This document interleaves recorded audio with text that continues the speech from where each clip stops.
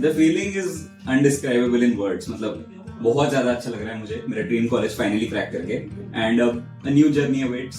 मेरे नीट के सक्सेस का वही सीक्रेट है कि 3 पॉइंट्स में बोलता हूँ सबसे इंपॉर्टेंट है फॉर नीट प्रिपरेशन। अगर आप सच में मेहनत करोगे, थ्रू आउट अपना फुल दोगे और अपने ड्रीम कॉलेज में आने का ट्राई करोगे, तो फिर आपको फीस भी माफ हो जाएगी।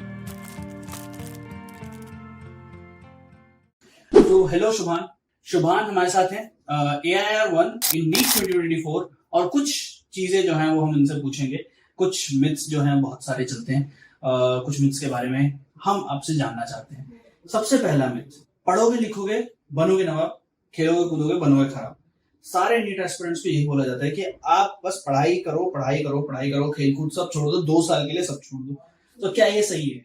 ये पक्का गलत है, क्योंकि मेरे हिसाब से माइंड को फ्रेश रखने के लिए कुछ ना कुछ एक हॉबी या स्पोर्ट तो करना ही चाहिए। जैसे मैंने खुद एटलीस्ट पूरा 11th और आधा 12th तो फुटबॉल खेला है, so it is very important कि कुछ खेलना तो चाहिए। मतलब कि ई स्पोर्ट्स नहीं, पर नॉर्मल स्पोर्ट्स, फिजिकल स्पोर्ट खेलना चाहिए। यस, बिल्कुल बिल्कुल। अच्छा, दूसरी चीज ये, सिलेबस पे बहुत ज्यादा एम्फोसिस होता है लोगों का कि अभी मेरे को इतना फास्ट सिलेबस खत्म करना है। सिलेबस मतलब 10 का सिलेबस कर दूंगा, वो पूरा सिलेबस एकदम से अभी स्टार्ट किया है, आधे 2-3 महीने के बाद मैं इतना कवर कर लूंगा, उतना कवर कर लूंगा, और फिर मेरे को एक डेडलाइन मिल जाएगी कि मैं इतने टाइम में सिलेबस कवर कर लूंगा। तो सिलेबस फास्ट खत्म करना ज्यादा जरूरी है या सिलेबस को ज्यादा समझना ज्यादा जरूरी है? नहीं, नो डाउट एक टारगेट रखना चाहिए कि मुझे इतने टाइम में इसको कवर करना है, but syllabus fast completion should not be the only target. मतलब ये ज्यादा इंपॉर्टेंट है कि आपके सारे कंसेप्ट क्लियर है, आपके हर कंसेप्ट पर क्वेश्चन प्रैक्टिस हुए हैं। बहुत सारा क्वेश्चन प्रैक्टिस बहुत इंपॉर्टेंट है नीट के लिए, तो that is more important as compare to fast syllabus completion. अभी आप MBBS में एडमिशन लेकर आए हैं यार, मतलब बहुत ज्यादा महंगा होता होगा ना ऐसा? तो मतलब कि 1-1.5 लाख का तो मतलब हॉस्टल रूम है, और ऐसा मतलब 1 करोड़ तक की फीस होती है। तो हम लोगों ने ऐसा सुना है कि बहुत ज्यादा महंगा होता है, तो असली के अमीर ही इसको अफोर्ड कर सकते हैं। तो MBBS क्या सच में बहुत ज्यादा महंगा है? नहीं, ये भी एक मिथ है, क्योंकि मैं सारे एस्पिरेंट्स को ये बताना चाहूंगा कि एम्स दिल्ली की फीस सिर्फ 5,000 रुपीज है। अगर आप सच में मेहनत करोगे, थ्रू आउट अपना फुल दोगे और अपने ड्रीम कॉलेज में आने का ट्राई करोगे, तो फिर आपको फीस भी माफ हो जाएगी। एंड ऑल्सो आप नीट की प्रिपरेशन भी नीट प्रेप के थ्रू सिर्फ 4-5,000 रुपीज में कर सकते हो।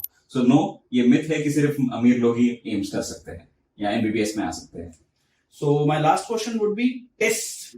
तो जब भी हम लोग पढ़ते हैं, जब भी हम लोग कोई काम करते हैं, तो हम लोग सोचते हैं कि पूरा पढ़ लेते हैं, एक बार पूरा एकदम पढ़ लेने के बाद फिर टेस्ट देंगे। तो कब टेस्ट देना चाहिए, और आपने कब टेस्ट दिए थे?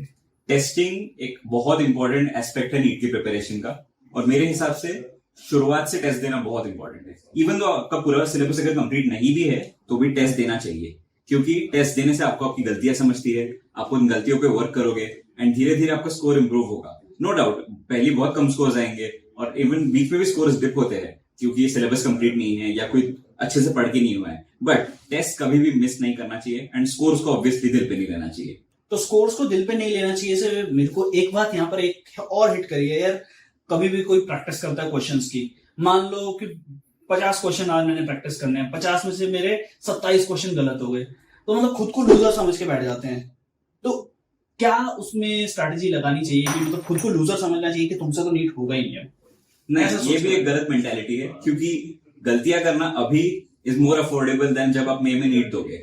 अगर आप अभी गलतियां करके उन पे वर्क कर रहे हो और अपने आपके वीक एरिया समझ रहे हो और उनको इंप्रूव कर रहे हो, तो that is way better as compare to NEET में जाके आपका कम स्कोर आ रहा है। अगर आपको अभी कम स्कोर आ भी रहे या बहुत क्वेश्चन गलत हो भी रहे, तो डिमोटिवेट नहीं होना है, उसको एज ए चैलेंज लेना है, अंडरस्टैंड करना है कि क्यों गलतियां हो रही है एंड देन उन पे वर्क करना है।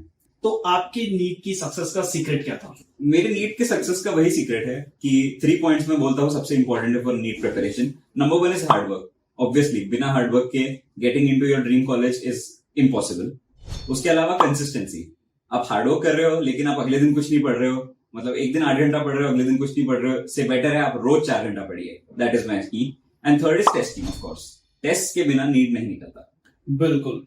So these were the things that AIR1 has recommended. मैंने कुछ नहीं बोला, मैं नीट बड़ी आप लोगों का हूं, बट मैंने कुछ नहीं बोला, AIR1 ने बताया है। और अब शुभान सेन गुप्ता की बात अगर आप लोग मानते हैं, तो अब आप लोग अपने नीट की प्रिपरेशन को इस तरह से शुरू कर सकते हैं। वैसे शुभान, एक बात और बताइए कि अब कैसा लग रहा है कि अब फाइनली आपके ड्रीम कॉलेज, क्या एम्स दिल्ली आपका ड्रीम कॉलेज था? Yes definitely. सो अपने ड्रीम कॉलेज में जाने का मौका मिलेगा, so how was the feeling? The feeling is undescribable in words. मतलब बहुत ज्यादा अच्छा लग रहा है मुझे मेरा ड्रीम कॉलेज फाइनली क्रैक करके, एंड अब अ न्यू जर्नी अवेट्स।